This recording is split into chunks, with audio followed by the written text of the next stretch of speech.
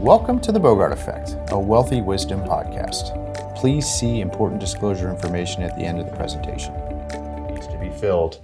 So let's talk a little bit about what happens when an advisor changes. Absolutely. I think you first have to look at what are the reasons that you might experience an advisor change. And there could be a myriad of reasons. And to think about, it could be that an advisor is retiring, to simply what you're talking about, that they are aging out and they're retiring. Could also be, depending on the situation, they may be gaining a promotion. They also may have grown their book to an extent that they're building out a team with other advisors. So there could be a lot of reasons for the transition. But number one, I think you always, the main focus is for the client to always feel like their new advisor is their advocate. That is the most critical thing.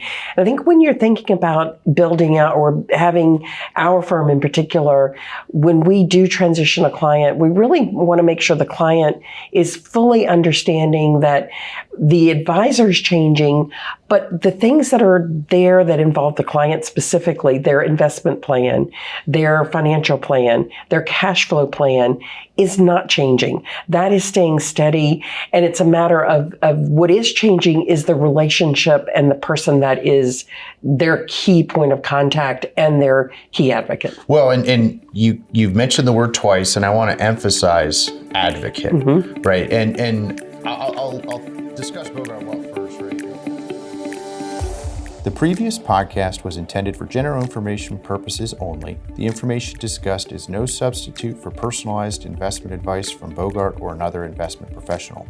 Different types of investments involve varying degrees of risk, and it should not be assumed that the future performance of any specific investment, strategy, or service will be profitable, suitable, or successful. Bogart is not a law firm or accounting firm, and no portion of its services should be construed as legal or accounting advice. There is no guarantee a client will experience a certain level of results if Bogart is engaged. Our brochure describing services and fees can be found at www.bogartwealth.com.